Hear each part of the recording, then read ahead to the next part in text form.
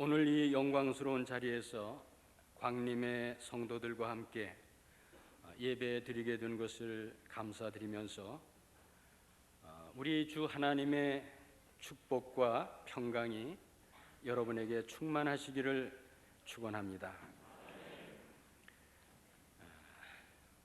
지금 우리는 감사의 계절에 와 있습니다.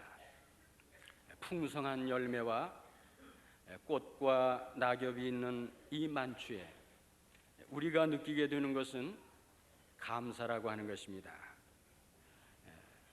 이제 여러분들은 다음 주일날 추수 감사절을 지키게 될 것입니다. 그리스도인의 아름다운 덕목인 감사하는 생활, 이 감사에 대해서 오늘 저는 생각해 봄으로써 여러분과 함께 은혜를 나누고자 합니다. 제가 광림교회에 올 때마다 생각나는 말은 감사라고 하는 말입니다. 크고 아름다운 성전, 또 성숙한 신앙을 가지고 있는 열심 있는 성도들이 있는 이 교회, 땅끝까지 복음을 전하라고 하신 예수님의 그 분부를 따라서 선교의 사명을 다하고 있는 이 광림교회, 또 130만 우리 감리 교도들의 영적인 지도자요, 명실공히 세계적인 지도자로 큰 역사를 하고 계시는 담임 목사 김선도 목사님이 계시는 이 교회, 이 교회를 생각을 하면은 참 하나님의 은혜가 얼마나 감사한지 모릅니다. 우리 한국 땅에 이런 교회를 주신 하나님 감사합니다 하는 그런 생각을 하게 됩니다. 그래서 제가 이 광림교회에 올 때마다 참 기분이 좋습니다. 이런 훌륭한 교회, 이런 훌륭한 성도들, 이런 훌륭한 지도자가 있는 이 광림교회를 생각할 때마다 하나님 앞에 감사하지 않을 수가 없습니다. 그래서 오늘 저는 여러분들에게 이렇게 말씀하고 싶습니다. 하나님께 감사하라. 여호와께 감사하라.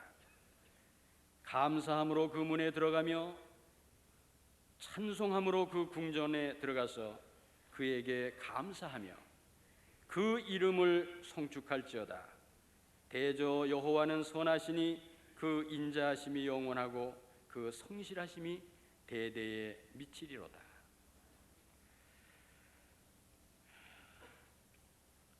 우리가 먼저 첫째로 생각해야 할 것은 여러분들이 받은 축복을 하나님 앞에 감사하라고 하는 말씀입니다.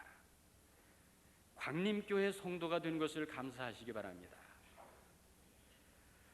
신명기 33장 29절에 보면은 이런 말씀이 있습니다. 이스라엘이여 너는 행복자로다. 여호와의 구원을 너같이 얻은 백성이 누구뇨? 그는 너를 돕는 방패시요 너의 영광의 칼이시로다. 내 대적이 내게 복종하리니 내가 그들의 높은 곳을 밟으리로다. 이렇게 말씀하고 있습니다. 이것은 하나님의 사람 모세가 죽기 전에 이스라엘 백성들을 축복한 그 말씀의 결론적인 부분, 그 마지막 부분의 말씀인 것입니다. 광림교회 성도 여러분, 하나님의 축복을 여러분같이 얻은 백성이 누굽니까? 여러분은 참으로 행복한 사람들입니다. 모세가 이스라엘 백성들을 향해서 너같이 구원을 얻은 백성이 누구냐? 너는 진정한 행복자다. 이렇게 말씀하신 것과 마찬가지로 광림교회 성도 여러분은 참으로 행복한 성도들입니다. 가장 행복한 성도의 세 가지 조건이 있다고 합니다. 그 첫째가 훌륭한 영적 지도자를 만나는 것이라고 합니다. 두 번째는 은혜로운 교회에서 섬기는 것이라고 합니다. 그리고 세 번째는 행복한 성도의 가정을 이루는 것이라고 합니다.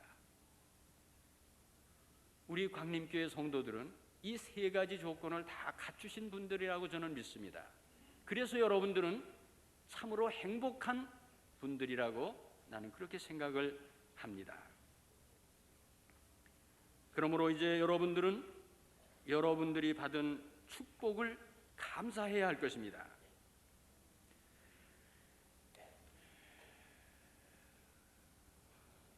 여러분이 이와 같이 하나님을 감사하게 될 때에 여러분을 돕는 방패가 되시고 영광의 칼이신 하나님의 축복과 구원이 여러분들에게 있을 것입니다. 여러분의 대적이 여러분에게 복종할 것이고 여러분은 높은 곳, 정상의 삶을 누리게 될 것으로 믿습니다. 두 번째 생각할 것은 범사에 감사하는 것은 하나님의 뜻이라고 하는 것입니다. 항상 기뻐하는 생활, 쉬지 말고 기도하는 생활, 범사에 감사하는 생활, 이것은 성도들의 삶의 모습입니다. 벌써 오래됐습니다마는 이화여자대학교의 총장을 지내셨던 김한란 박사님께서 돌아가셨을 때 그 이대 음악대학 그 음악실에서 김한란 박사의 그 유언장이 공개가 됐습니다. 그 유언장의 내용의 한 부분을 여러분에게 소개하면은 이렇게 기록을 하고 있습니다. 나는 인간의 생명이란 영원 불변하다는 것을 믿고 날마다 하나님께서 힘주시는 대로 더 좋은 생명의 길을 찾기 위해서 살아왔다. 절대로 이 흙에 속한 육체의 기능이 후퇴하여 심장에 고동이 멎는다고 해서 내가 죽는 것은 아니다. 이렇게 기록을 하고 있습니다. 그리고 이분의 묘비에는 그분의 공적을 기록한 것이 아니라 항상 기뻐하라, 쉬지 말고 기도하라, 범사에 감사하라, 데살로니가 전서 5장 16절에서 18절의 말씀, 이 말씀을 기록하고 있습니다. 그분이 어떤 생애를 사셨는지를 우리들에게 말해주는 인생의 기념비를 우리는 거기에서 보게 되는 것입니다. 오늘 성경 말씀은 우리에게 가르쳐주고 있습니다. 범사에 감사하라. 이는 그리스도 예수 안에서 너희를 향하신 하나님의 뜻이니라. 우리가 범사에 감사하는 것은 하나님이 우리에게 바라시는 것이라고 하는 것입니다. 하나님이 우리 성도들에게 바라시는 것, 그것이 감사하는 생활이라고 하는 것입니다. 우리가 감히 하나님의 이 뜻을 순종치 않을 수가 있습니까? 그래서 우리는 감사해야 하는 것입니다. 항상 기뻐하는 생활, 쉬지 않고 기도하는 생활, 범사에 감사하는 생활, 이것은 서로가 밀접하게 연관이 되어 있습니다. 믿음과 연관이 되어 있습니다. 우리가 믿음을 가지고 열심히 기도 생활을 하면은 성령 충만함을 받습니다. 성령이 충만하게 되면은 기뻐하는 생활을 하게 됩니다. 기뻐하는 생활을 하게 되면은 사랑하는 생활, 봉사하는 생활, 충성하는 생활을 하게 될 줄로 믿습니다. 그러므로 감사라고 하는 것은 믿음을 떠나서는 진정한 감사를 드릴 수가 없습니다. 감사는 믿음과 비례하는 것입니다. 믿음이 있어야 감사하고 또 감사하는 사람이 진정한 믿음을 가진 사람이라고 말할 수가 있습니다. 감사하지 않는 사람은 믿음이 없는 사람입니다. 믿음 없는 사람은 감사할 수가 없습니다. 제가 하는 얘기가 잘못됐습니까? 성경에 있는 말씀을 보시기 바랍니다. 누가복음 17장 11절에서 19절에 있는 말씀, 여러분 잘 아시는 말씀입니다. 예수님께서 예루살렘으로 이제 가시는 길에 사마리아와 갈릴리 그 중간을 지나가셨어요. 그러다가 한 마을을 지나가시게 됐는데 그 마을에 10명의 문둥이들을 만나게 됩니다. 이 문둥이들이 예수님이 지나가시는 것을 보고서 멀찌감치 서서 큰 소리를 칩니다. 예수님, 우리를 불쌍히 여겨주십시오. 이 문둥이들이 예수님을 향해서 소리칩니다. 예수님께서 그들을 보셨습니다. 성경은 말합니다. 예수님이 그들을 보셨다 그랬어요. 그들을 봤어요. 그들의 그 어려운 그 형편을, 그 처지를, 그 고통스러운 그들의 그 모습을 예수님께서 보셨습니다. 그리고 말씀하셨습니다. 너희들은 가서 제사장들의 너희 몸을 보여라. 그렇게 말씀하셨습니다. 그런데 보세요. 이 문둥이들이 예수님의 그 말씀에 그대로 순종했습니다. 여기 다른 말이 없어요. 그들이 예수님께서 가서 너희 몸을 제사장에 보여라 그렇게 명령했을 때 그들은 그 말씀에 순종해서 제사장에게 갔습니다. 그것은 믿음입니다. 가다가 보니까 문둥이 깨끗하게 됐어요. 문둥병이. 그런데 10명이 다 깨끗함을 받았는데 그 중에서 한 사람만이 자기 몸이 깨끗해진 것을 보고서는 큰 소리로 하나님 앞에 영광을 돌리면서 예수님께로 되돌아왔습니다. 성경에 보면은 그 문둥이가 예수님 앞에 와서 엎드려 그랬습니다. 엎드려 감사를 드렸다 그랬습니다. 문둥병 고쳐주신 그 주님에게 엎드려서 감사했어요. 예수님께서 그 사람을 보고 말했습니다. 그 사마리아 사람입니다. 예수님은 10사람이 다 깨끗함을 입지 않았느냐? 근데 그 9은 어디에 있느냐? 하나님 앞에 돌아와서 감사할 수 있는 사람이 이 사람 하나뿐이더냐? 그렇게 예수님 말씀하시면서 내 믿음이 너를 구원하였나니라 그랬어요. 내 믿음이 너를 구원하였나니라 그랬습니다. 예수님의 발 앞에 엎드려서 감사드린 이 사람은 믿음이 있는 사람이었습니다. 예수님은 이 사람이 믿음이 있는 사람이라고 그랬습니다. 그래서 그 믿음을 보시고 이 사람을 구원해 주셨습니다. 내 믿음이 너를 구원하였나니라.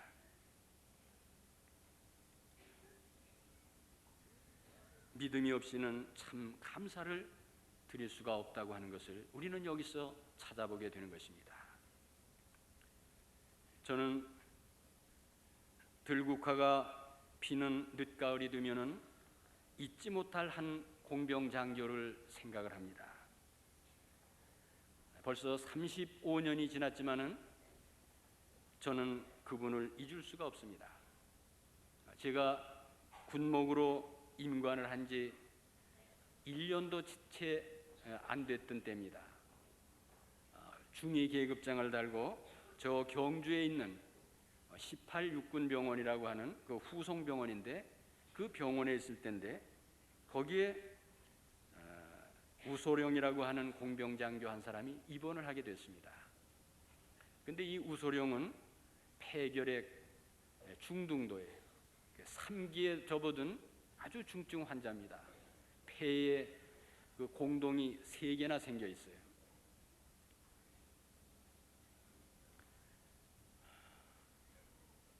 선한 눈망울을 가진 이 우소룡은 자기 아내에게서 온 편지가 있으면은 그것을 가지고 와서 나한테 보여줍니다. 저는 그분이 자기 아내에게 정성 들여 쓰는 편지 쓰는 것을 여러 번 봤습니다. 때로는 그분이 술에 취해 있어요. 폐결핵 중증 환자가 술을 마신다고 하는 것은 그건 목숨을 재촉하는 일입니다. 그래서 그냥 그 군의관들이 술 먹었다고 하면 난리가 나요. 그런데도 술을 마셔요. 그래서 왜 술을 마시느냐? 그랬더니 그분이 하는 말이, 목사님, 술을 마시지 않고는 진실을 말할 수가 없어요.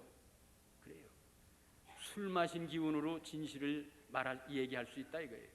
그만큼 평상시에는 그런 마음을 가질 수가 없다고 하는 얘기죠. 그토록 마음이 여린 사람이었어요.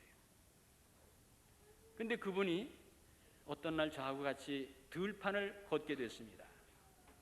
밭둑길과 논둑길을 이렇게 걷다가 거기 피어있는 들국화들을 보게 됐습니다. 물끄러미 그 들국화를 보더니, 목사님, 나는 이 들국화를 볼 때에 하나님의 무한한 은총을 느낍니다. 이렇게 얘기를 하는 거예요. 여러분, 들국화입니다. 아무데나 피어있는 꽃입니다. 이제 얼마 있으면 서리가 내리고 그 꽃은 시들어서 말라 빠지는 그런 꽃입니다. 이분이 무슨 진급을 한 것도 아니고 승진한 것도 아니고 무슨 떼돈을 벌었다는 것도 아닙니다. 또 남들같이 건강한 것도 아닙니다. 자기는 폐결핵에 걸려서 지금 중증 환자로 있는 분입니다. 그분이 이 들국화를 보고 거기에서 하나님의 은혜를 감사할 수 있다고 하는 것을 내가 생각을 했을 때 나는 말할 수 없는 감동을 느꼈습니다.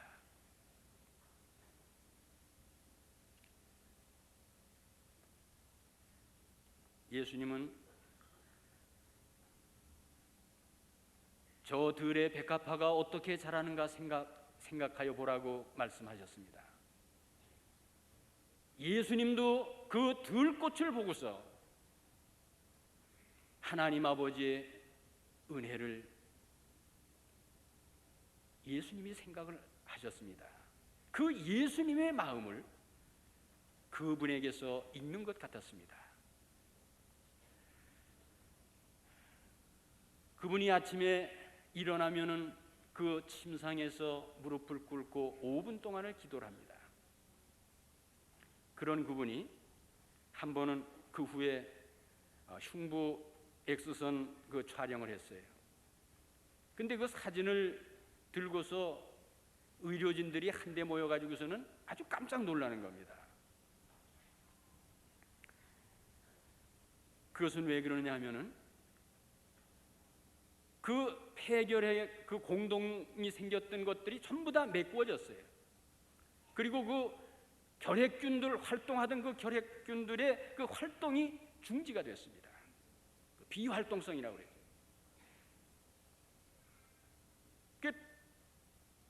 결핵병이 나았다고 하는 얘기입니다. 치료가 됐다고 하는 얘기입니다. 얼마 후에 그분은 퇴원을 했습니다.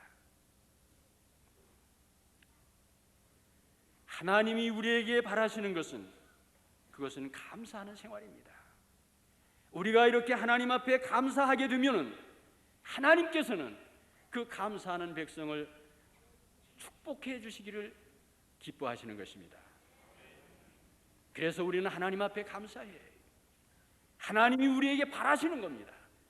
하나님이 우리에게 바라시는데, 여러분, 친구가 우리에게 바라는 것이 있다면 그 친구의 그 바라는 것을 위해서도 우리가 그 일을 하지 않아요? 그런데 하물며 하나님이 우리를 위해서 바라시는데, 하나님이 우리를 향한 뜻인데 우리가 하나님 앞에 감사하지 않을 수 있습니까? 우리는 감사해야 될 줄로 믿습니다. 세 번째는 많이 사함을 받은 사람이 많이 감사하게 된다고 하는 말씀입니다. 누가복음 7장 36절에서 50절에 보면은 이런 말씀이 있습니다. 예수님께서 어떤 날 시몬이라고 하는 그 바리새인의 만찬에 초대를 받습니다. 그래서 그 바리새인 집에 가 계셨습니다. 근데 그 동네에 사는 아주 죄 많은 한 여인이 하나 왔습니다. 그분은 옥합에 향유를 담아가지고 예수님 곁에 오더니 하염없이 눈물을 흘립니다. 눈물을 그냥 어떻게 펑펑 쏟는지 그 눈물이 쏟아져가지고 예수님의 발을 적셨어요. 그 발이 눈물에 다 젖으니까 그 다음에 자기 머리를 풀어가지고 그 머리털로 예수님의 발을 닦았습니다. 그리고 그 발에다 입을 맞췄습니다. 그런 다음에 가지고 왔던 향유를 예수님의 발에 부어 드렸습니다. 그 주인이 보더니 말이죠. 그 바리새인 그 시몬이 보니까 이상하거든요. 속으로 중얼거렸습니다. 예수님 이분이 그 선지자라고 하는데 정말 선지자라고 하면 이 여자가 어떤 여자인지 아실 텐데 이 여자는 참 죄가 많은 여자인데 저 불명예스러운 저런 여자가 이렇게 와가지고 예수님에게 저런 일을 하는데도 왜 예수님은 그 행동을 제지하지 아니하고 그냥 가만히 계시는가? 그렇게 얘기를 했습니다. 그때 예수님께서 말씀했습니다. 시몬아, 내가 이 여자를 보느냐? 이 여자를 보느냐? 이 여자의 많은 죄가 사해졌느니라 그랬어요. 이 여자의 많은 죄가 사해졌느니라. 그러면서 그 여자에게 여자여 내 믿음이 너를 구원하였으니 평안히 가라 그랬어요. 평안히 가라. 아마 제가 생각하기에 이 여자는 그 가늠하다가 잡혀가지고 예수님 앞에 끌려왔던 그 여자인 것 같아요. 돌에 맞아 죽었어야 할 그 여자예요. 근데 어떻게 했어요?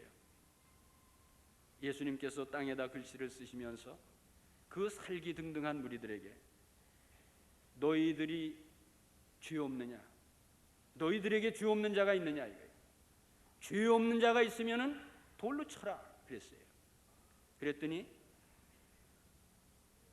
어른들로부터 시작해서 젊은이에게 이르기까지 이 말씀이 또 아주 은혜를 받게 돼요. 어른, 나이 많은 사람. 나이 많은 사람일수록 죄가 더 많은 것 같아요. 나이 많은 사람이 먼저 가책을 받았어요. 성경에 보면 양심의 가책을 받아 그랬어요. 양심의 가책을 받아가지고 다 도망갔어요. 아무도 없을 때. 그래도 참 그때 사람은 그때 시절은 오늘보다 좋은 때인 것 같아요. 죄 없는 자가 돌로 치라고 그러니까 그래도 양심의 가책을 받아 다 도망갔어요. 오늘은 어때요? 오늘 양심의 가책을 받는 시대입니까?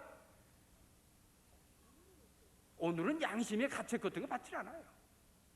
근데 그 가늠하다 잡혀온 사람 돌로 때려 죽이려고 왔던 사람들도 양심의 가책을 받아 다 갔다 이거예요. 우리보다 나은 것 같아요. 예수님께서 그 여인에게 뭐라 그랬어요? 너를 정죄하는 사람이 없느냐? 나도 너를 정죄하지 않노니 가서 다시는 죄를 짓지 말아라. 이 여자가 이렇게 살아났어요. 얼마나 그 예수님의 은혜가 감사하고 얼마나 예수님의 그 사랑이 감사했으면 이 여자가 와서 눈물을 흘려서 예수님의 그 발을 닦고 그 값진 향유를 그 예수님의 발에 부어드렸을까?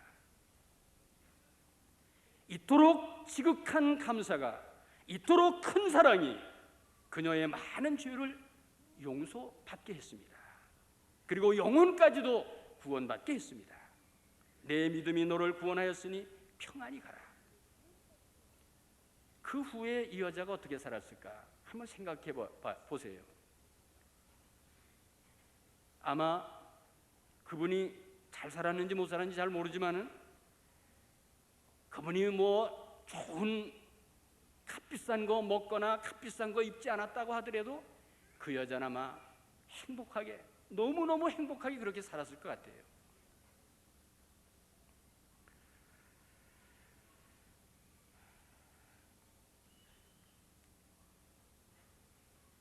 많이 사함받은 사람이 많이 감사한다. 많이 감사하는 사람이 예수님의 사랑을 많이 받는 것을 여러분 믿으시기를 바랍니다. 감사하는 생활은 보다 온전한 인격을 소유하고 살게 하는 것입니다.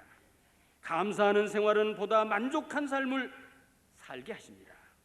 감사하는 생활은 보다 좋은 미래가 약속된 축복의 삶을 살게 하시는 것을 믿으시기 바랍니다. 범사에 감사하는 생활, 이것은 성도들을 향하신 하나님의 뜻입니다. 기도하겠습니다.